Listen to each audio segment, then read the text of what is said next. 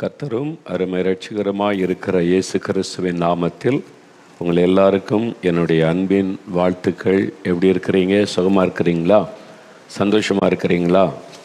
இந்த கர்த்தருடைய நாளுக்கு மனமகிழ்ச்சியின் நாள் அப்படின்னு ஒரு வார்த்தை வேதத்தில் சொல்லப்பட்டிருக்கிறார்.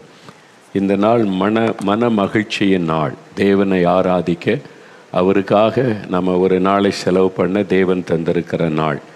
இந்த நாளில் நீங்கள் ஆண்டவருடைய வசனத்தை எல்லாம் கேட்டு நீங்கள் கர்த்தருடைய வார்த்தையில் பலனடைந்திருப்பீர்கள் என்று சொல்லி நான் நம்புகிறேன்.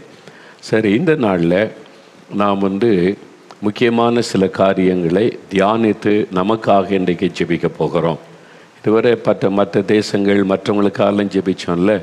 இன்றைக்கு இந்த நிகழ்ச்சியை பார்க்கிற உங்களுக்கான விசேஷமான ஒரு ஜெப நாள். அதை குறித்து பிரசங்கத்தில் நான் சொல்லி ஜெபிக்க போகிறோம். அதுக்கு முன்னால் சாட்சிலாம் இல்லையா அப்படி கேட்குறீங்களா? முதல்ல சாட்சி தான். ஏனென்று சொன்னால், ஒவ்வொரு நிகழ்ச்சிக்காகவும் நிறைய மக்கள் புதுசாக இயேசு பற்றி கேள்விப்பட்டு எனக்கும் ஒரு அற்புதம் நடக்காதான்னு காத்திருக்கிறாங்க. அவங்களுக்காகத்தான் முதல் ஒரு அரை மணி நேரத்துலேருந்து 3/4 மணி நேரம். அதனால் புதுசாக நீங்கள் உட்காந்து பார்க்குறீங்க, இந்த இயேசு பற்றி இப்போ தான் தெரிந்து கொள்கிறீங்க. இப்படியெல்லாம் அற்புதம் செய்கிற ஒரு ஆண்டவர் இருக்கிறாரான்னு ஆச்சரியமாக பார்க்குறீங்க. சிலர் நம்புவதில்லை. இந்த சாட்சியெல்லாம் சும்மா ஏமாத்துகிற வேலை, காசு கொடுத்து சொல்ல வைக்கிறாங்க அப்படிலாம் சொல்லி. அதனால தான் நான் சொல்கிறேன், இயேசு கிறிஸ்துவுக்கு ஏமாத்து சாட்சியெல்லாம் அவசியம் கிடையாது. ஏன்னா நானே ஒரு சாட்சி தானே. சாக கடந்த எனக்கு அற்புதம் செய்து என் படுக்கையை மாற்றி என்னை இன்றைக்கு உயிரோடு வைத்திருக்கிறார்ல. இயேசு இன்றைக்கும் அற்புதம் செய்கிற ஒரு ஆண்டவர்.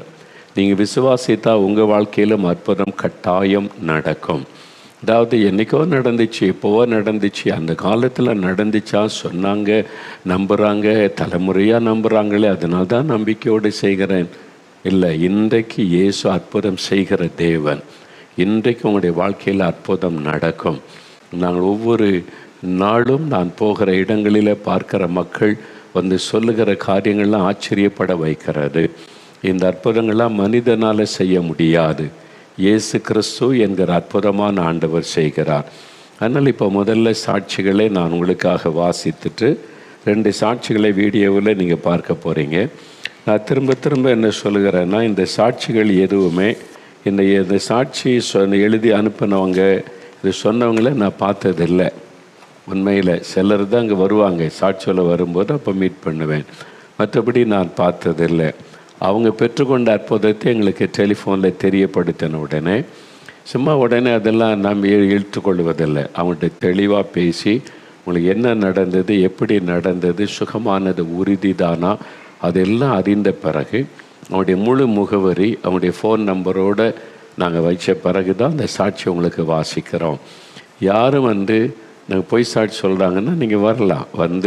அவங்க அட்ரஸ் என்னது, ஃபோன் நம்பர் என்னது, நீங்கள் அவங்கள சந்திக்க விரும்பினா நாங்களே அவங்கள அழைத்து சந்திக்க வைக்கலாம். அவங்க வாழ்க்கையில் என்ன நடந்ததுன்னு உங்களுக்கு சொல்லுவார்கள். அதனால் இதில் ஏமாற்ற வேண்டிய அவசியம் இல்லை. அப்படி ஏமாற்றி சாட்சி சொல்லுவது இயேசுவை துக்கப்படுத்துவதற்கு, அவமானப்படுத்துவதற்கு சமம். அதனால் அவருக்கு பொய் சாட்சிகள் அவசியம் இல்லை. ஆனால் நீங்கள் இந்த சாட்சிகளை வாசிக்கும்போது இயேசு எப்படி அற்புதம் செய்கிறார் என்பதை அறிந்து கொள்ள முடியும். இப்போ நீங்கள் எந்த இடத்துல இருந்தாலும் உங்கள் பக்கத்தில் இயேசு இருக்கிறார். நான் அதை விசுவாசிக்கிறேன். என்னால் நீங்கள் ஒரு டிவிக்கு முன்னால் உட்கார்ந்துருக்கலாம், ஏதோ ஒரு டிவைஸை வச்சு பார்த்து கொண்டு இருக்கிறீங்க, கேட்டுக்கொண்டு. ஒரு ட்ராவலில் இருக்கலாம், ஆஸ்பத்திரியில் இருக்கலாம், வீட்டில் இருக்கலாம். எங்கே நீங்கள் இருந்து அந்த வார்த்தை கேட்டுக்கொண்டு இருந்தாலும் அங்கே உங்கள் பக்கத்தில் இயேசு பிரசன்னமாகி இருக்கிறார். நான் அதை திட்டமாய் விசுவாசிக்கிறேன். ஏனென்றால் அவருடைய நாமத்தை சொல்லும் பொழுது ஜனங்கள் யார் காது கொடுத்து கேட்பாங்களோ அங்கே இயேசு பிரசன்னமாகி விடுவார். அவங்க எப்போ கூப்பிடுவாங்க, அற்புதம் செய்யலான்னு காத்திருக்கிற ஒரு ஆண்டவர். ஜனங்கள் மேல் அன்பும் பாசமும் உள்ள ஒரு தேவன். உங்களுக்கு ஏதோ ஒரு பிரச்சனை, ஏதோ ஒரு கவலை, ஏதோ ஒரு துக்கம், ஏதோ ஒரு பாதிப்பு, அதனால தானே நீங்கள் உட்காந்து பார்க்குறீங்க. அப்போ இயேசு உங்கள் மேலே அன்பு வச்சிருக்கனால, ஐயோ இந்த பிள்ளைகள் ஒரு வேதனையோடு என் செய்தியை கேட்குறாங்க, அவனுடைய வேதனையை நான் மாற்றணும், அவனுடைய கண்ணீரை துடைக்கணும்னு அற்புதம் செய்கிறது தான் இயேசு கிறிஸ்து. அவருக்கு இவங்க என்ன மதம், இவங்க என்ன ஜாதி, உங்கள் பேர் என்ன சொல்லுங்கள், உங்களுக்கு என்ன மதம் அப்படிலாம் இயேசு கேட்க மாட்டார். அவர் மதங்களுக்கெல்லாம் அப்பாற்பட்ட உலகத்தின் இரட்சகர். அதனால் அவரிடத்தில் வர்றவங்ககிட்ட உனக்கு என்ன மதம், நீ எங்கே போகிற, சர்ச்சுக்கு போகிறியா, அப்படிலாம் ஒன்று காணி கொடுக்குறியா, அதெல்லாம் இயேசு ஒன்றும் கேட்க மாட்டார். ஒன்றே ஒன்று தான், என்னை விசுவாசிக்கிறியா, நான் உனக்கு இந்த அற்புதம் செய்ய முடியும், நீ விசுவாசிக்கிறியா மகளே, மகளே நீ விசுவாசிக்கிறியா, நீ இருதயத்தில் என்னை விசுவாசித்தா உனக்கு அற்புதம் செய்கிறேன். அது ஒன்று தான் இயேசு சொல்லுகிற ஒரு காரியம். வேறு ஒன்றுமே அவர் எதிர்பார்ப்பதில்லை, கேட்பதில்லை. சரி, இன்றைக்கி உங்களுடைய துக்கம் சந்தோஷமாய் மாறும். பயப்படாதங்க, உங்களுக்கு ஒரு அற்புதம் இன்றைக்கு நடக்க போகிறது. விசுவாசத்தோடு இந்த சாட்சிகளை கேளுங்க. முதலாவது சகோதரர் ஜெகன் கன்னியாகுமரியிலிருந்து எழுதியிருக்கிறாங்க. எங்களுக்கு திருமணமாகி 7 வருடங்களாக குழந்தை இல்லாமல் இருந்தது. இதற்காக மருத்துவமனைக்கு சென்று அநேக சிகிச்சைகள் மேற்கொண்டோம். என் மனைவியின் கர்ப்பப்பையில் உள்ள பிரச்சனை நிமித்தம் என் மனைவியின் கர்ப்பப்பையில் 2 முறை அறுவை சிகிச்சை செய்யப்பட்டது. குழந்தைக்காக அநேக முயற்சிகளை மேற்கொண்டும் ஏராளமான மருந்து மாத்திரைகளை சாப்பிட்டோம். எந்த பலனும் இல்லாமல் இருந்தது. ஒவ்வொரு வருடமும் எதிர்பார்த்து நானும் என் மனைவியும் மனது அளவில் மிகவும் சோர்ந்து போனோம். இதனால் தொடர்ந்து செய்து வந்த சிகிச்சைகளை முற்றிலும் விட்டுவிட்டு விசுவாசத்தோடு இயேசுவிடம் ஜெபிக்க ஆரம்பித்தோம். சரிங்களா? விசுவாசத்தோடு ஜெபிப்பது, பிரார்த்தனை செய்வது, அதுதான். இன்றைக்கி பாருங்கள், சந்தோஷமாக ஃபோட்டோவோடு சாட்சி அனுப்பியிருக்கிறாங்க.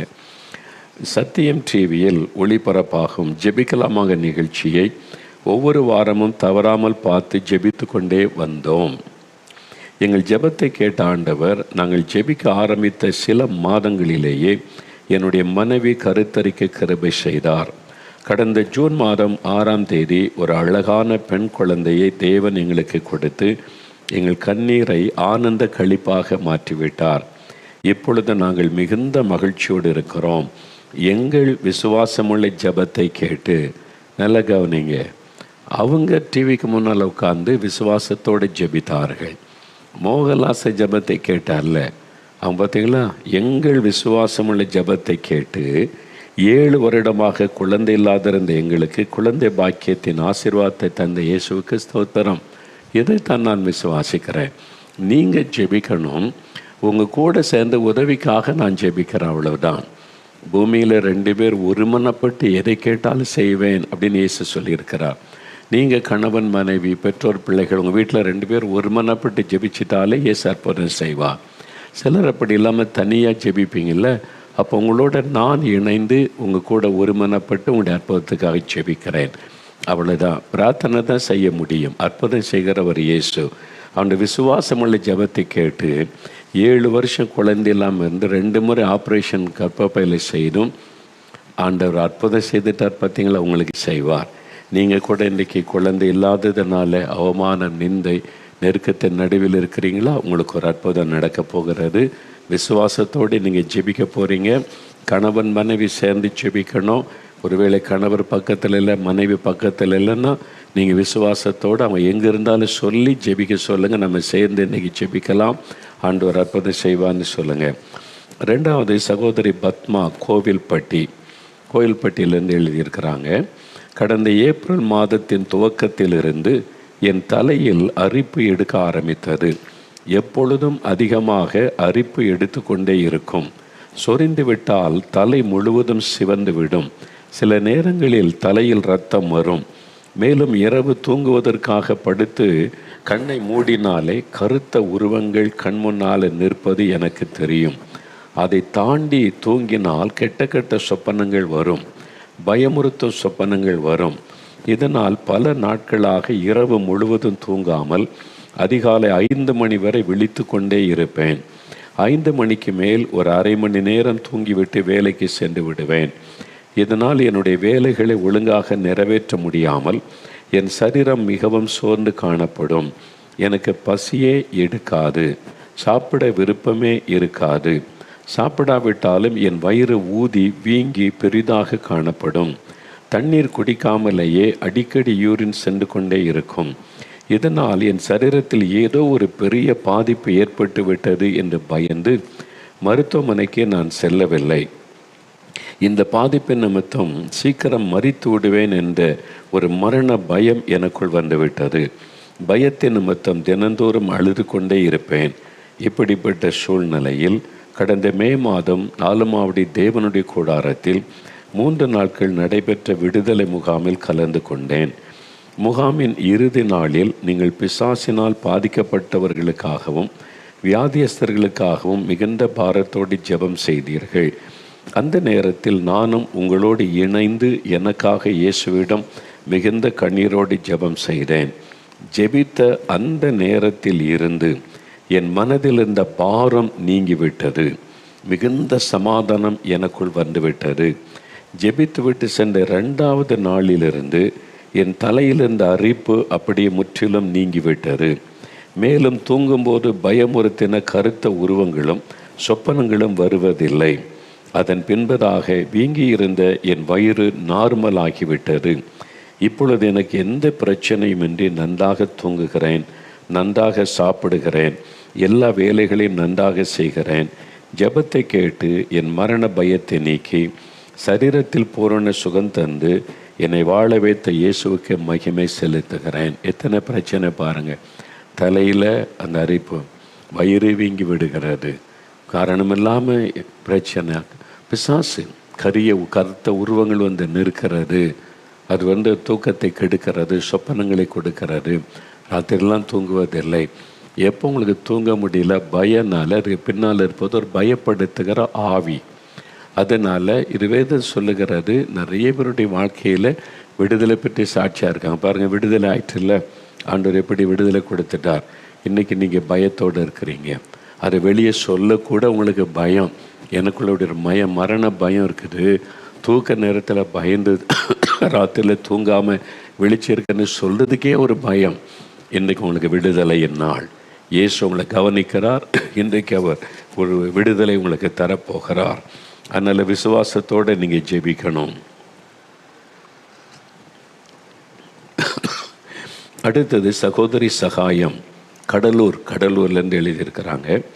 எனக்கு கடந்த 13 வருடங்களாக கர்ப்பப்பை வலி பிரச்சனையினால் மிகவும் அவதிப்பட்டேன். கர்ப்பப்பையில் வலி உண்டாகுமா? 13 வருஷங்கள். ஒவ்வொரு நாளும் ஒவ்வொரு மாதமும் மாதவிடாய் வரும் நேரத்தில் 7 நாட்கள் இந்த பிரச்சனை இருக்கும். அதிகமாக இரத்தப்போக்கு இருக்கும். அதிகமாக வயிறு வலியும் இருக்கும். மரண வேதனையில்தான் இருப்பேன். எந்த வேலையும் செய்ய முடியாது. படுத்தே தான் இருப்பேன். வலி வரும்பொழுதெல்லாம் வலி மாத்திரை மட்டும் சாப்பிடுவேன். அந்த நேரத்தில் மட்டும் கொஞ்சம் கேட்கும். ஆனால் திரும்ப திரும்ப அந்த பிரச்சனை ஒவ்வொரு மாதமும் இருந்து கொண்டே தான் இருந்தது. இந்த சூழ்நிலையில்தான் 2023ஆம் ஆண்டு மே மாதத்தில் 10 நாட்களாக மிகவும் அதிகமாய் கஷ்டப்பட்டேன். அப்பொழுது இயேசுடிக்கிறார் 24 மணி நேர ஜெப உதவி மையத்துக்கு தொடர்பு கொண்டு ஜெபித்தேன். அப்பொழுது பேசிய ஒரு சகோதரர் மிகவும் ஆறுதலாக வார்த்தைகளை கூறி எனக்காக பாரத்தோடு ஜெபித்தார்கள். அந்த சகோதரர் ஜெபிக்கும்போது எனக்குள் ஒரு வல்லமை இறங்கியது. ஒரு உருவம் என்னை விட்டு விலகியதை என்னால் நன்றாக உணர முடிந்தது. நல்ல கவனிங்க. நிறைய இந்த காரியம்னா இந்த உலகத்தில் கிரியை செய்கிற பிசாசின் வல்லமை. இயேசு கிறிஸ்து பிசாசு குறித்து சொல்லும்போது அவன் திருடன், அவன் கொல்லுகிறவன், அழிக்கிறவன் என்று ஆண்டவர் சொன்னார். நம்முடைய சரீர ஆரோக்கியத்தை திருடி விடுவான், சமாதானத்தை திருடி விடுவான், குடும்ப சந்தோஷத்தை திருடி விடுவான். அவன் தான் எல்லாத்துக்கு பின்னால் காரணம். மறைந்திருந்து கிரியை செய்கிற சாத்தான் என்று பிசாஸ் என்று அழைக்கப்படுகிற பொல்லாத அந்த ஆவி. இதை நிறைய பேர் இன்றைக்கு பாதிக்கிறார். நிறைய பேருக்கு அது தெரிவதில்லை. அது சாதாரணமாக எடுத்துக்கொண்டு அதனால் ரொம்ப கஷ்டப்படுகிறார்கள். பாருங்கள், அந்த ஆவி வெளியேறி அவங்க இங்கே ஃபோனில் தான் ஜெபிக்கிறாங்க. அந்த சகோதரர் ஜெபிக்கும் போது அவங்களுடைய சரீரத்திலிருந்து ஒரு ஆவி வெளியேறி போகிறாரு. அந்த உருவத்தை அவங்க பார்த்துருக்குறாங்க. பாருங்கள், அவங்க சொல்கிறாங்க, ஒரு உருவம் என்னை விட்டு விலகினதை என்னால் நன்றாக உணர முடிந்தது. பெரிய ஆச்சரியம். அந்த நேரத்திலிருந்து எனக்கு வலி சுத்தமாக நின்று போனது. அதன் பின்பதாக எனக்கு கர்ப்பப்பை வலி ஏற்படவே இல்லை. 13 வருஷ வலி. ஒரு நாள் ஜெபத்தில், விசுவாசமுள்ள ஜெபத்தில் விடுதலை. இப்பொழுது 1.5 வருடங்களுக்கு மேலாகிறது. கர்ப்பப்பை வலி ஏற்படவில்லை. மாதவிடாய் நேரத்தில் எந்த ஒரு பிரச்சனையும் இல்லை. இயேசு எனக்கு பூரண சுகத்தை கொடுத்துள்ளார். அவருக்கே மகிமை உண்டாவதாக. சரிங்களா? 13 வருட வேதனையை ஆண்டவர் மாற்றினார். ஜெபம் வல்லமை உள்ளது. ஜெபம் வல்லமை. அதனால தான் ஜெபிங்கன்னு சொல்ல காரணம் அதுதான். அவருக்கு தெரியப்படுத்துங்க, அவரிடத்தில் வேண்டிக் கொள்ளுங்க, இயேசுவேன்னு கூப்பிடுங்கன்னு சொல்ல காரணம், இயேசுவேன்னு கூப்பிட்டு ஒரு பிரார்த்தனை பண்ணி பாருங்க, அது வல்லமை உள்ளது. இப்பொழுது இன்னொரு சகோதரர் ரங்கநாதன் கடலூர்லேருந்து எழுதியிருக்கிறாங்க. ரங்கநாதன், நான் இயேசுவை அறியாத குடும்பத்தில் பிறந்து இயேசுவை ஏற்றுக்கொண்டவன். எனக்கு கடந்த 25 வருடமாக என்னுடைய வலது காதில் ஷீழ் வடிகிற பிரச்சனை மிகவும் அவதிப்பட்டு வந்தேன். ஆரம்பத்தில் இந்த பிரச்சனை எனக்கு பெரிதாக தெரியவில்லை.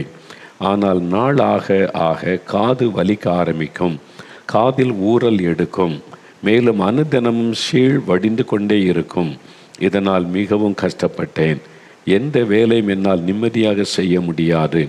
காதில் ஷீழ் வடியும் போது பஞ்சு வைத்து துடைத்து கொண்டே இருப்பேன். இந்த பிரச்சனையால் 4 பேர் மத்தியில் நின்று பேசவே வெட்கமாக இருக்கும். மருத்துவமனையில் சென்று பரிசோதித்த போது மருத்துவர்கள் வலது காதில் ஜவ்வு ஓட்டை விழுந்து உள்ளது என்று கூறிவிட்டனர். அதற்காக மருந்து மாத்திரை சாப்பிட்டேன், ஆனால் எந்த ஒரு பலனும் கிடைக்கவில்லை. இந்த சூழ்நிலையில்தான் 2024 வருடம் ஜூன் மாதம் 4 மாவடியில் நடந்த திறப்பின் வாசல் ஜெபத்தில் வந்து கலந்து கொண்டேன். அந்த நாள் முழுவதும் நான் காதில் பிரச்சனையோடு தான் ஜெபித்து கொண்டிருந்தேன். அப்பொழுது நீங்கள் கடைசி ஜெப வேளையில் வியாதி உள்ள இடத்தில் கைகளை வைத்து ஜெபியுங்கள் என்று கூறினீர்கள். அப்பொழுது நான் என்னுடைய வலது காதில் கையை வைத்து ஜெபித்தேன். ஜெபம் முடிந்ததுமே என்னுடைய காதில் வலிகள் முற்றிலும் நின்று போனது. பெரிய ஆச்சரியம் எனக்கு. ஏன்னா 25 வருடமாக அந்த பிரச்சனை, கால் வலிச்சுக்கிட்டே இருக்கும், ஷீழ் வடிந்து கொண்டே இருக்கும். விசுவாசத்தோடு கை வைத்து ஜெபிக்கிறாங்க, உடனே ஒரு அற்புதம், அந்த வலி மறைந்தது. அதன் பின்பதாக ஷீழ் வருவது நின்று விட்டது. அன்றிலிருந்து இன்றைக்கு வரைக்கும் என் காதில் ஷீழ் வரவே இல்லை. இப்பொழுது நிம்மதியாக இருக்கிறேன். என் வேலைகளை எந்த பிரச்சனையுமின்றி செய்கிறேன். இயேசுவே எனக்கு பூரண சுகத்தை கொடுத்துள்ளார், அவருக்கே மகிமை. 25 வருஷம் காது பிரச்சனை, காதில் ஓட்ட விழுந்துட்டு அப்படின்னு சொல்லிட்டாங்க. இந்த ட்ரம் இயேசுடைய ஒரு தொடுதல் எல்லாத்தையும் சரியாக்கிவிடும். இயற்கைக்கு மேற்பட்ட காரியம்தான் அற்புதம். இது எப்படிங்க நடக்கும்? இதெல்லாம் காரியமான அதான் மிராக்கிள். இயற்கைக்கு மேற்பட்ட காரியம் இன்றைக்கு இயேசு உங்களுக்கு செய்வார். உங்களுக்கு என்ன பிரச்சனை? காதுலையா, கண்ணுலையா, இல்லை ஹார்ட்லையா, லங்ஸ்லையா, லிவர்லையா, எங்கே பிரச்சனை? இயேசுடைய ஒரு தொடுதல் அதை சரியாக்கிவிடும். இவங்களுக்கெல்லாம் அற்புதம் செய்து இயேசு உங்களுக்கு செய்வார். விசுவாசத்தோடு இன்றைக்கு ஜெபிக்கணும், சரியா? இன்னொரு கடைசியாக ஒரு சகோதரி கிரேனா மலர் திருநெல்வேலியில் இருந்து அவங்க அனுபவத்தை சொல்லியிருக்கிறாங்க. எனக்கு வயது தற்போது 34 ஆகிறது. என்னுடைய 10 வயதில் எனக்கு வலிப்பு வியாதி பிரச்சனை ஆரம்பித்தது. ஒரு முறை வந்துவிட்டால் 2 மணி நேரம் சுய நினைவின்றி விழுந்து கிடப்பேன். அதன் பின்பதாக உடம்பில் உள்ள எல்லா நரம்புகளும் பயங்கரமாக வலிக்கும். மேலும் 3 நாட்களுக்கு எந்த வேலையும் சரியாக என்னால் செய்யவே முடியாது. மருத்துவமனைக்கு சென்று சிகிச்சை எடுத்த பின்புதான் நான் நார்மலாக மாறுவேன். இந்த பிரச்சனை எப்பொழுது வரும் என்று தெரியாது. திடீரென அது வந்துவிடும். இதனால் எல்லாரும் என்னை நோய்பட்டவளை போல பார்ப்பார்கள். ஆகவே நான் மனதளவில் பாதிக்கப்பட்டு தற்கொலை கூட செய்து கொள்ளலாம் என்று நினைத்திருக்கிறேன். எனக்கு திருமணம் முடிந்தும் இந்த பிரச்சனை இருந்து கொண்டேதான் இருந்தது. மருத்துவரிடம் சென்று பரிசோதித்த போது தொடர்ந்து ஒரு நாளைக்கு 5 மாத்திரை சாப்பிட வேண்டும் என்று கூறினர். தொடர்ந்து சாப்பிட்டு கொண்டே வந்தேன். மாத்திரை நான் சாப்பிடாவிட்டால் உடனே வலிப்பு வந்துவிடும். இந்த சூழ்நிலையில்தான் 2024 வருடம் மே மாதத்தில் நடந்த அற்புத பெருவிழா நேரடி நிகழ்ச்சியை பார்த்து கொண்டிருந்தேன். அப்பொழுது நீங்கள் ஜெப வேளையில் வியாதி உள்ளவர்களுக்காக ஜெபித்தீர்கள். நானும் பாரத்தோடு ஜெபித்தேன். ஜெபித்து கொண்டிருக்கும் போது நீங்கள் வலிப்பு வியாதி உள்ளவர்களை கர்த்தர் இப்பொழுது தொடுகிறார், உங்களுடைய நரம்பு பிரச்சனை எல்லாம் சரியாகிறது என்று கூறினீர்கள். அந்த நேரத்தில் எனக்குள் ஒரு மாற்றம் வருவதை உணர்ந்தேன். நான் விசுவாசத்தோடு அன்றிலிருந்து மாத்திரை எடுப்பதை நிறுத்திவிட்டேன். பெரிய ஆச்சரியம், 5 மாதத்துக்கு மேல் இப்பொழுது ஆகிவிட்டது. எனக்கு வலிப்பு வியாதி வரவில்லை, மாத்திரை நான் எடுத்துக்கொள்ளவில்லை. கர்த்தர் இயேசு எனக்கு பூரண சுகத்தை கொடுத்துள்ளார். எவ்வளோ பெரிய சந்தோஷம் இல்லை? 24 வருஷ பிரச்சனை, 24 இயர்ஸ். எவ்வளோ ஒரு வேதனை, வலிப்பு, வியாதி, மயங்கி கீழே விழுந்துருவாங்களாம். எவ்வளோ ஒரு கஷ்டம் இல்லை, அந்த குடும்பத்துக்கே ஒரு வேதனை. இயேசுடைய ஒரு தொடுதல் அற்புதமான விடுதலை இன்றைக்கி உங்களுக்கு செய்வார். இந்த இயேசு கிறிஸ்து உங்களுக்கு செய்வார். இப்போ 2 சாட்சிகளை வீடியோவில் பார்க்க போகிறோம். ஒன்று, ஒரு வாலிப தம்பி அந்தோணி, மதுரை சார்ந்த தம்பி. அவருக்கு ஒரு பெரிய அற்புதம் நடந்திருக்குது. அற்புதத்திலேயே பெரிய அற்புதம். அவரே சொல்கிறது நீங்கள் கேளுங்களேன், என்ன அற்புதம் நடந்திருக்குன்னே. இதே மாதிரி அற்புதம் என்ன உங்களுக்கு சிலருக்கு தேவையாக இருக்கிறது, கவனமாக கேளுங்க. இதன் பாவத்திலிருந்து விடுதலை பெற்று மெய்யான சமாதானத்தை பெற்றுக்கொள்வது தான் மிகப்பெரிய அற்புதம். இயேசு தான் அந்த அற்புதத்தை செய்ய முடியும். என்றால் மனிதனுடைய பாவத்துக்காக பரிகாரியாக சிலுவையிலே தன் இரத்தத்தை சிந்தி மரித்தவர் இயேசு ஒருவர் தான். ஏன்னா இரத்த சிந்துதலை தான் பரிகாரமாக எல்லா இடத்திலும் நிறைய மதங்களில் பயன்படுத்துகிறாங்க. அதனால் இயேசு கிறிஸ்து தன்னுடைய சொந்த இரத்தத்தை சிலுவையில் சிந்தி பாவத்துக்கு பரிகாரத்தை உண்டு பண்ணினார். நம்முடைய பாவத்தை சுமந்து முடித்தார். அதனால் ஒரு மனிதன் இயேசுகிட்ட வரும்போது அவனுக்கு அந்த பாவ மன்னிப்பை கொடுத்து பாவத்திலிருந்து விடுதலை தருகிறார். பாருங்கள், பயம் அந்த தம்பி விட்ட முதல்ல வெளியேறிட்டு, பயத்திலேருந்து விடுதலை, அது ஒரு ஆவி. செல்ஃபோன் அடிமைத்தனம், அது ஒரு ஆவி. நீங்கள் எதில் அதிக கவனம் செலுத்துகிறீங்களோ பிசாசு கொஞ்சமாக பார்க்க வைத்து அப்புறம் சாத்தான் அதுக்கு பின்னால் இருந்து உங்களை அடிமையாக்கி விடுவான். பாவத்துக்கு ஒரு வல்லமை உண்டு, அடிமையாக்குகிற வல்லமை. அது நீதிமொழிகள் 5:22 வாசிக்கும் போது அது கயிற்றை போல கட்டி விடும் என்று பார்க்கிறோம். அப்போ அதுக்கு எப்படி பாவத்துக்கு ஒரு வல்லமை இருக்குன்னா, பின்னால் இருக்கிற ஆவி, அந்த பிசாசின் ஆவி தான் மனிதர்களை பாவத்துக்கு அடிமையாக்கி அவருடைய ஆத்மாவை கரைப்படுத்தி அவங்க மரணத்திற்கு பிறகு அவங்களை நரகத்துக்குள்ளே கொண்டு போக இந்த காரியத்தை செய்கிறான். நீ என்ன பக்தியாக பரிகாரம் பண்ணாலும் பாவம் மன்னிக்கப்படாது, பழுத்து போக முடியாது. நான் நம்புகிறேன்னு சொன்னாலும் தவறான நம்பிக்கை சரியாகி விடாது. பாவத்தை மன்னிக்கிறதற்கு பாவத்தை சுமந்து தீர்த்த ஒரு பரிகாரி தேவை. அவர் தான் பாவத்தை மன்னிக்க முடியும். அவரால் தான் பாவத்திலிருந்து விடுதலை கொடுக்க முடியும். மற்றபடி எல்லாருமே சொல்லிக்கொண்டே இருக்கலாம், அதனால் அது உண்மையாக்கி விடாது. அதனால் இந்த தம்பிக்கு பார்த்திங்கன்னா விடுதலை. 10வது தான் படிக்கிறான் தம்பி. 3 வருஷமாக செல்ஃபோனுக்கு அடிமைத்தானாம். கொரியன்ஸு ட்ராமா பார்ப்பானா. கொரியன்ஸு தென்கொரிய ஆட்களா அல்லது வடகொரிய ஆட்களா தெரியல, கொரியன்ஸு அந்த ட்ராமாலாம் சொல்கிறாங்க. இன்றைக்கி நிறைய பிள்ளைகள் அதை அடிமைப்படுத்துகிறாரு. ஆண்டவர் அந்த விடுதலை. உங்கள் பிள்ளைகள் செல்ஃபோன் பார்த்து அடிமையாக இருக்காருன்னா சண்டை போடாதங்க. நீங்கள் போய் திட்டிலாம் சரிப்படுத்த முடியாது. ப்ரேயர், ஜெபம். உங்கள் பிள்ளைக்காக உபவாசம் பண்ணி செபிங்க. என் பிள்ளை இந்த செல்ஃபோன் அடிமைத்தனத்தை இந்த விடுதலை ஆகணும் ஆண்டவரே. அந்த ஆவி அவனை விட்டு விலகணும், அடிமைப்படுத்துகிற ஆவி விலகணும். நீங்கள் ஜெபிச்சு பாருங்கள், ஆண்டவர் மாற்றத்தை உண்டாக்குவார். இந்த தம்பி இன்னைக்கு பாருங்கள், தினம் 2 மணி நேரம் தேசத்துக்காக மற்றவங்களுக்காக செபிக்கிற தம்பியாய் கர்த்தர் மாற்றி இருக்கிறார். இதான் இயேசு செய்கிற பெரிய அற்புதம். இன்றைக்கு உங்களுக்கு விடுதலை. வாலிப தம்பி, வாலிப மகளே, ஏதோ ஒரு பாவம் உங்களை சிறைப்பிடிச்சிருக்குது, இன்றைக்கி உங்களுக்கு விடுதலை. இன்னொரு சாட்சியை நீங்கள் பார்க்கலாம். சகோதரி சுப்புலட்சுமி மதுரையிலிருந்து அவங்க சொல்லியிருக்கிறாங்க. சுப்புலட்சுமி என்கிற ஒரு சகோதரி பாருங்கள், இவங்களுக்கும் அவங்க குடும்பத்தில் பெரிய அற்புதம் நடந்திருக்குது. அது என்ன அற்புதம் அப்படின்னு நீங்கள் அவங்க சொல்கிறதே கேளுங்க. இயேசு எவ்வளோ அற்புதமானவர்ல, நீங்களே யோசித்து பாருங்கள்.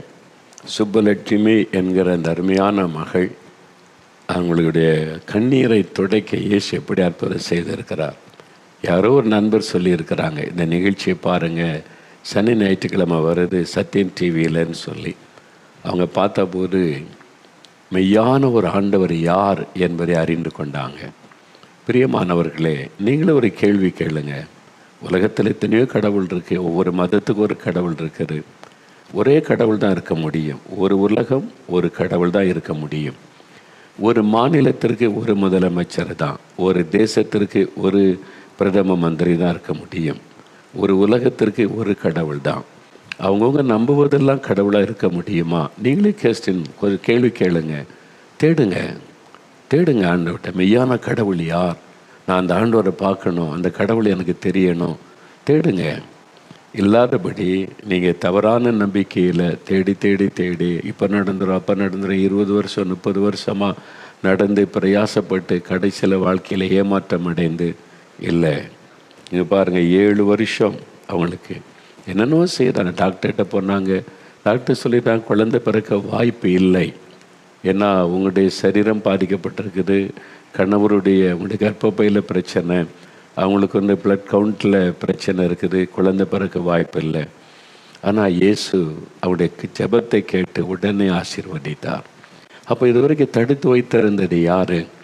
அவங்க தெய்வத்தையெல்லாம் கூப்பிட்டாங்களே பக்தியாக. 3:30 மணிக்கு எழுப்பி தெய்வம் உனக்கு பண்ணியிருக்காங்க. கிறிஸ்தவங்க ஐயா, கிறிஸ்தவ ஊழியக்காரர்கள் கூட நம்ம கற்றுக்கொள்ளணும். 3:30 மணிக்கு எழுப்பி சாமி கும்பிட்றாங்க, தெய்வத்தை தேடுறாங்க. ஆனால் நம்ம செய்கிறோமான்னு யோசிங்க. ஊழியக்காரன் முழு நேரம் ஊழியன்னு பெருமை பேசுகிறோமா? எத்தனை மணிக்கு எழுப்பி ஜெபிக்கிறீங்க? ஜெபமே பண்ணாதபடி நான் ஆராதனை நடத்துகிறேன்னு பாட்டு பாடி ஏமாற்றிக்கிட்டு இருக்கீங்களா? முழங்கால முடக்குங்க, கத்தரை தேடுங்க. ஆண்டவர் பேசுகிறார். இதுக்கு மேலே என்ன பேச முடியும்? இயேசுவை அறியாத ஒரு மகள் பாருங்கள், 3:30 மணிக்கு எழும்பி பக்தியோடு தெய்வத்தை தேடுறவங்க. இன்றைக்கி பாருங்கள், அவங்க இயேசுவை அறிந்து கொண்ட பிறகு அவங்களுடைய பயம் மாறினது, டிப்ரெஷன் மாறினது, ஒரு சந்தோஷம். முதல்ல இயேசு தருவது சமாதானம். இது இயேசுவை தவிர வேறு யாரும் தர முடியாது. நான் சொல்ல, ஏன்னா இயேசு ஒருவர் தான் நமக்கு சமாதானத்தை கொடுக்க தன்னை பலியாய் கொடுத்தவர். அவர் தான் மெய் சமாதானத்தை தர முடியும். அவங்க விசுவாசத்தை ஜெபித்த போது அந்த அசுத்தாவி வெளியேறினார். பாருங்கள், அந்த அலைக்கழித்து அவங்கள விட்டு போகிறேன்னு சொல்லிட்டு ஓடி போனார். யோசிப்பார், அவங்க மதுரையில் இருக்காங்க, நம்ம இங்கே இருக்கிறோம். அவங்க மதுரை வீட்டுக்குள்ளே டிவிக்கு முன்னால் ஜெபிக்கிறாங்க. இயேசுவின் நாமத்தை சொன்னவொன்னு அசுத்தாவி அலறி கொண்டு வெளியேறி போகிறேன்னு போயிட்டேன். போன உடனே கற்ப ஆசீர்வதிக்கப்பட்டுட்டல, குழந்தை ஆண்டவர் தந்துட்டார்ல. கணவர் பாருங்கள், 20 வருஷம் மதுபான பழக்க விடுதலை, சீரியல், காலையிலேருந்து அடிமைத்தனம், அது இல்லை பார்க்காம இருக்க முடியாதுன்னு சொல்லி இயேசு எல்லாத்துலேருந்து விடுதலை தருகிறார். சந்தோஷம், ஒரு மகிழ்ச்சி. இதுதாங்க இயேசு. அவர் யாரையும் மதம் மாற்ற சொல்லலை, மதம் மாற்றுகிற தெய்வம் அல்ல. இன்றைக்கி அதையே திரும்ப திரும்ப சொல்லிக்கிட்டு இருக்கிறாங்க. மதம் மாற்றுறாங்க. யாரையும் ஒரு கட்சியை விட்டு ஒரு கட்சியை மாற்ற முடியுமா அவங்களால? இந்த கட்சியில் இருக்க ஆள் இந்த கட்சிக்கு மாற்ற முடியுமா அவங்களால? முடியாது. எப்படி மதம் மாற்ற முடியும்? ஒரு மனிதனை நீங்கள் மாற்றவே முடியாது. நீங்கள் அறிந்து கொள்ளுங்க, ஆண்டவர் தன்னை வெளிப்படுத்தி அவளுக்கு காண்பித்து இயேசுவை ஏற்றுக்கொள்ளும் போது ஆண்டவரை ருசிக்கிறாங்க. பாருங்கள், அவர் சந்தோஷமாக சொல்கிறாங்கல்ல, இன்னைக்கு குடும்பமாக ஜெபிக்கிறோம், குடும்பமாக இயேசுவை ஆராதிக்க. யாராவது அவங்கள மதம் மாற சொன்னாங்களா? நான் இந்த நிகழ்ச்சியால் சொல்லியிருக்கிறேன், நான் மதம் மாறுங்க, அப்போ ஒரு ஆசீர்வாதம் உண்டா? மதம் மாறாதுங்கன்னு நான் சொல்கிறேன். மதம் மாறி என்ன பிரயோஜனம்? அதனால் இயேசு என்கிற ரட்சகர், அவரை நீங்கள் சொந்தமாக்கி கொள்ளுங்க. அதுதான் உங்களுக்கு ஆசீர்வாதம். பார்த்தீங்களா எவ்வளோ பெரிய அற்புதம்! சுப்புலட்சுமிக்கு, அந்தோணி என்ற தம்பிக்கு, இது மாதிரி ஆயிரமான சாட்சிகள். ஐயா, இயேசு பலமாய் செய்து கொண்டிருக்கிறார். உங்களுக்கு செய்ய மாட்டாரா? அவர் உங்களுக்கு என்றைக்கே செய்வார். ஒரு 5 நிமிடம் இயேசு அற்புதம் செய்கிறதுக்கு ரொம்ப நேரம் தேவையில்லைங்க. நீங்கள் 4 மாடிக்கு நடந்து வரணும், அது இதெல்லாம் ஏந்திக்கிட்டு வரணும், உன்னை கஷ்டப்படுத்தணும். நம்முடைய பக்தியை வெளிப்படுத்துறதுக்கு, நம்மளை கஷ்டப்படுத்திய பக்தியை வெளிப்படுத்தினாலாவது தெய்வம் நன்மை செய்யுமான்னு பார்க்குறாங்க. அது பக்தி மிகுது. அந்த பக்தியை பார்த்து நான் ஆச்சரியப்படுகிறேன். நான் இந்த குடும்பத்திலேருந்து வந்தவன் தானே. மொட்டெல்லாம் போட்டாள், முடியெல்லாம் காணிக்கையே கொடுத்த ஆள். அப்போது அதெல்லாம் தெய்வத்தின் மேலே உள்ள ஒரு அந்த அன்புனால் எதையும் இழக்க ஆயத்தம். அப்படிலாம் செய்திருக்கிறது உண்மைதான். அது வந்து தெய்வ பக்தியை வெளிப்படுத்துகிற விதம். ஆனால் உண்மை என்னன்னு சொன்னால், நீங்கள் எதையும் செய்ய வேண்டாம், அவரை விசுவாசித்தால் மட்டும் போதும். உங்களை வருத்தி கொள்ள வேண்டாம். அவர் சிலுவை சுமந்து அவர் தன்னுடைய சரீரத்தை நொறுக்க ஒப்பு கொடுத்து அவர் எல்லாத்தையும் செஞ்சு முடிச்சிட்டார் பரிகாரத்தை. இனிமேல் நீங்கள் அவரை விசுவாசித்து ஜெபித்தால் மாத்திரம் போதும், அற்புதம். அவ்வளவுதான். அதனால் உங்கள் பிள்ளை வந்து கேட்குது, அப்பா எனக்கு இது வாங்கி கொடுப்பா, எனக்கு இது வேணும் அப்பா, எனக்கு தேவைப்பான்னு கேட்டான்.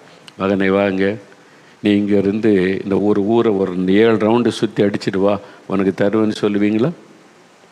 யோசிங்க. ஒரு தகப்பன் தன் பிள்ளைய, நீ காலில் செருப்பு இல்லாமல் இங்கேருந்து அங்கே ஒரு நடந்து போயிட்டு வா, அப்போ உனக்கு தரேன்னு சொல்லுவீங்களா? உங்கள் பிள்ளை வருத்தப்படுத்தி தான் நீங்கள் கொடுப்பீங்களா? கடவுள் என்கிறவர் நம்முடைய தகப்பன், நம்மளை நேசிக்கிறவர், நாம் அவருடைய பிள்ளைகள். நான் உன்னை ஆசீர்வதிக்கணும்னா நீ காலைல செருப்பை கழட்டு, இதை பண்ணு, அதை பண்ணு, ஊருளி பரலன்னு அவர் சொல்லுவாரா? நீங்கள் யோசிங்க. ஏன் யோசிக்க மாட்டேங்கிறீங்க? நம்மளை யோசிக்க விட மாட்டான் பிசாசு. இதுதான் இன்றைக்கி அநேகருடைய பிரச்சனை. கொஞ்சம் நீ யோசித்து பாருங்கள். உங்கள் பிள்ளைய நீங்கள் வேதனைப்படுத்தி தான் நன்மை செய்வீங்களா? ஒரு ஆண்டவர் சொல்கிறார்ல, பொல்லாதவளாகிய நீங்கள் உங்கள் பிள்ளைகளுக்கு எவ்வளோ நல்லது செய்கிறீங்க. நான் பரம தகப்பன், என்கிட்ட கேட்டாலே நான் அற்புதம் செய்வேன். விசுவாசிக்கணும், அவ்வளோதான். எங்கள் அப்பா இயேசுவை நான் நம்புகிறேன், ஆண்டவரே உங்களை நீங்கள் விசுவாசிக்கிறேன்னு சொல்லிட்டாலே அவர் மகிழ்ச்சி அடைவார். அது ஒன்று தான் அவர் எதிர்பார்க்குறார். ஆனால் வீட்டிலேயே அற்புதம் நடக்குது பாருங்கள். அவங்க இருக்கிற இடத்துலையே விடுதலை. இதுதான் இயேசு கிறிஸ்து. அந்த இயேசு உங்களுக்கு வேணும்னா கட்டாயப்படுத்த மாட்டார். இயேசு வருத்தப்பட்டு பார சுமக்கிறவளை என்னிடத்தில் வாருங்கள், இளைப்பாதல் தருவேன். என்னிடத்தில் வருகிற யாரையும் நான் புறம்பே தள்ள மாட்டேன். நீ என்ன ஜாதி, என்ன மொழி, என்ன மதம், யாரையும் தள்ள மாட்டேன். எல்லாரும் எனக்கு ஒன்று தான். ஆனால் யாரையும் அவர் கட்டாயப்படுத்த மாட்டார். யாரையும் பயமுறுத்தி இப்படி செய் அப்படி செய்யலான்னு அவ்வளோதான் அப்படின்னு சொல்லி பயமுறுத்த மாட்டார். அதனால் நீங்கள் விசுவாசத்தோடு இப்படிலாம் இயேசு செய்கிறார், ஆண்டவரே நானும் விசுவாசிக்கிறேன், எனக்கும் ஒரு அற்புதம் செய்யுங்க. இவங்களுக்கெல்லாம் செஞ்சுருக்கிறீங்களே, குடிப்பழக்க விடுதலை கொடுத்துருக்கிறீங்க, கற்பத்தின் டாக்டர்ஸே குழந்தை பிறக்காதுன்னு சொன்ன பிறகு குழந்தையை கொடுத்துருக்கிறீங்க, வியாதியை குணமாக்கி இருக்கிறீங்க, எங்களுக்கும் ஒரு அற்புதம் செய்யுங்கன்னு கேளுங்க. அவ்வளோதான், உங்களுக்கு கட்டாயம் செய்வார். இப்போ ஜெப நேரம் 5 நிமிஷம்தான் உங்களுக்கு டைம், இல்லை 5 நிமிஷம். நீங்கள் முடிந்தால் முழங்கால் படியிட்டு உங்களை தாழ்த்துவதற்கு அடையாளமாக ஜெபிக்கலாம். அப்படிலாம் இல்லை, அப்படிலாம் எங்களுக்கு பழக்கம் இல்லைங்க, என்ன பரவாயில்ல உட்காந்து. ஆனால் நீங்கள் கண்களை மூடி இருதயத்தில் இயேசுவை நினைத்து ஜெபிக்கணும். 5 நிமிஷம்தான். எண்ணம் ஒருமுகப்படாமல் விசுவாசிக்காமல் அற்புதத்தை பெற்றுக்கொள்ள முடியாது. அப்போது இயேசு உங்கள் பக்கத்தில் தான் இருக்கிறார், உங்கள் வீட்டில் தான் அவர் இருக்கிறார். இப்போ நீங்கள் ஆஸ்பத்திரியில் உங்கள் பக்கத்தில் இருக்கிறார், பயப்படாதங்க. எங்கோ இருக்கிற மாதிரிலாம் கூப்பிட தேவையில்லை. உங்கள் பக்கத்தில் ஒரு ஆளோடு பேசுகிற மாதிரி, இயேசுவே இந்த சாட்சியெல்லாம் பார்த்தேன், இவங்கெல்லாம் சொல்லியிருக்கிறாங்க, எனக்கும் ஒரு அற்புதம் செய்யுங்க. அவ்வளோதான் ஜெபம். இயேசுன்ற பெயரை சொல்லுங்கள். இப்போ உங்களுக்கு மதுபான பழக்கம், சீரியல் பார்க்குற பழக்கம், பாவ பழக்கம், அதுலேருந்து விடுதலை வேணும், செல்ஃபோன் அடிமைத்தனம் அப்படின்னா அவங்களுடைய நெஞ்சில் கை வைத்து, இயேசுவே எனக்கு இந்த பாவ பழக்கத்திலேருந்து விடுதலை கொடுங்க, ஒரு சமாதான நிம்மதி கொடுங்க, என்னால் இதை விட முடியல, விடுதலை கொடுங்க, இயேசுவே விடுதலை கொடுங்க, எனக்காக நீங்கள் சிலுவையில் மரித்து உயிர்த்தெழுந்தீர் என்பதை விசுவாசிக்கிறேன் அப்படின்னு ஒரு ஜெபம் பண்ணுங்க. வியாதி இருந்தால் வியாதி உள்ள இடத்துல கை வைங்க. காதில் பிரச்சனைனா காதில் கை வைங்க. கண்ணில் பிரச்சனைனா கண்ணில் கை வைத்து கொள்ளுங்க. எங்கே வலி இருக்கிறது, வேதனை, கட்டி இருக்கிறது, கேன்சர் கட்டி, தைராய்டு கட்டி, இது மாதிரி லம்ஸ் இருக்குது, கர்ப்பப்பையில் கட்டின்றாங்க, அந்த இடத்துல கை வைத்து கொள்ளுங்க. நீங்கள் கை வைத்து கொண்டு இயேசுவின் பெயரை சொல்லணும். இயேசுவே என்னை தொடும், இயேசுவின் நாமத்தில் எனக்கு சுகம் உண்டாகட்டும், இயேசுவே அப்பா எனக்கு சுகம் கொடுங்க. ஒரு தகப்பன்ட்ட பிள்ளை பேசுகிற மாதிரி நீங்கள் பேசலாம். அவ்வளோதான் ஜெபம். உங்களுடைய பாரத்தை அப்படியே சொல்லுங்கள். அப்படியே கண்களை மூடுங்க, இது சொல்ல ஆரம்பிங்க. இயேசுவே உமக்கு ஸ்தோத்திரம், நீர் இவ்வளவு அற்புதங்களை செய்திருக்கிறீங்க, நீங்கள் அற்புதங்களின் தேவன் என்பதை அறிந்து கொண்டேன், உமக்கு ஸ்தோத்திரம்.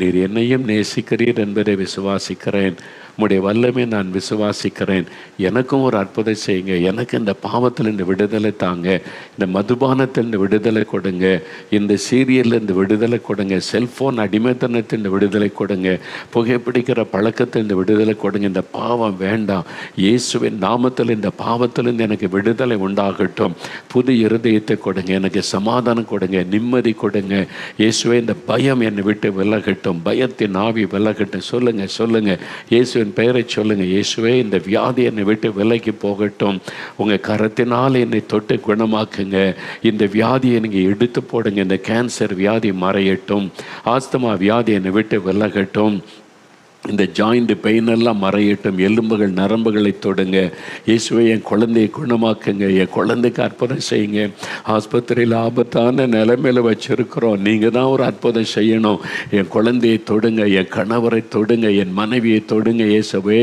இப்போ அற்புதமான சுகத்தை கொடுங்க, மரண கட்டுகள் மாறட்டும், எங்கள் வீட்டில் எல்லாரையும் தொட்டு சுகம் கொடுங்க, கடன் பிரச்சனையை மாற்றுங்க, நல்ல வேலைக்கு வழி திறந்து கொடுங்க, தடைப்பட்டிருக்கிற நன்மை பண்ணுங்க, கற்பத்தில் கர்ப்பத்தின் ஆசீர்வாதத்தை கொடுங்க. அவங்களுக்கு கொடுத்தீங்களே, எங்களுக்கு அந்த அற்புதத்தை செய்யுங்க. கர்ப்பத்தின் ஆசீர்வாதம் உண்டாகட்டும்.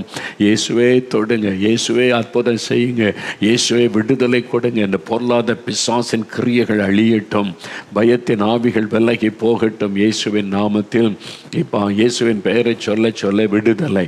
அநேகர் சுகமாகறீங்க, விடுதலை அடைகிறீங்க, அற்புதத்தை பெற்றுக்கொண்டு இருக்கிறீங்க. இயேசுடைய வல்லம் உங்கள் மேலே இறங்கி கொண்டு இருக்கிறாரு. சிலர் வெளிச்சத்தை நீங்கள் பார்க்கிறீங்க. உங்களுடைய வீட்டுக்குள்ள ஒரு வெளிச்சம் பிரகாசிக்கிறது. இயேசுதான் மெய்யான ஒளி. அவர் மெய்யான வெளிச்சம் உங்கள் வீட்டுக்குள்ளே வந்திருக்கிறார். இப்போ இருள் விலகுகிறது, சாத்தானுடைய இருள் விலகுகிறது, அசுத்தாவி விலகுகிறது. பயப்படாதங்க, அது தானாக விலகி போகும். சரிந்து விழுறாங்களே, நீ பயப்படாதங்க. அந்த ஆவி போன உடனே தன்னாலே எழும்பிடுவாங்க. சிலர் மேலே மின்சாரத்தை போல வல்லமை சரீரத்தில் இறங்குகிறது. அது இயேசுவின் சுகமளிக்கிற வல்லமை. சுகமளிக்கிறவுடைய வல்லமையுடைய சரித்துகள் பாய்ந்து வருகிறது. இப்போ விடுதலை உண்டாகிறது. யாரோ தொடுகிற மாதிரி இருக்கு நினைக்கிறீங்க. இயேசுவின் தழும்புள்ள கரம் தொடுகிறது. அந்த கட்டிகள் மறைகிறது, லம்ஸ் எல்லாம் மறைகிறது. இயேசுவின் நாமத்தில் கேன்சர் மறைகிறது, மரண கட்டுகள் மாறுகிறது. இயேசுவே ஸ்தோத்திரன்னு சொல்லுங்க. காரியங்கள் வாய்க்கிறது, கர்ப்பத்தின் ஆசீர்வாதம் உண்டாகிறது. அப்படியே வலதுகரம் வைத்துங்க. இயேசுவே ஸ்தோத்திரம், என் ஜெபத்தை கேட்டீர், எனக்கு அற்புதம் செய்து விட்டீர், விடுதலை தந்து விட்டீர், சுகம் தந்து விட்டீர். இயேசுவே உமக்கு ஸ்தோத்திரம், ஸ்தோத்திரம், ஸ்தோத்திரம். மனதாருமை துதிக்கிறேன். விசுவாசத்தோடு அற்புதத்தை நான் பெற்றுக்கொள்கிறேன். இயேசுவின் நாமத்தில் அற்புதத்தை நான் எதிர்பார்க்கிறேன். இயேசு கிறிஸ்துவின் நாமத்தில் ஜெபிக்கிறோம் பிதாவே. ஆமேன், ஆமேன். ஆண்டவர் ஜெபத்தை கேட்டார். நீங்கள் என்ன செய்யணும்? Expect your miracle. உங்களுடைய அற்புதத்தை எதிர்பாருங்க. இப்பொழுதே மாற்றம் ஆரம்பித்து விட்டது. உங்களுடைய சரீரத்தில் ஒரு மாற்றம், வீட்டுக்குள்ளே ஒரு மாற்றம். இனி இயேசுவே உமக்கு ஸ்தோத்திரம் அப்படின்னு ஆண்டவரை துதிக்கணும். சரியா?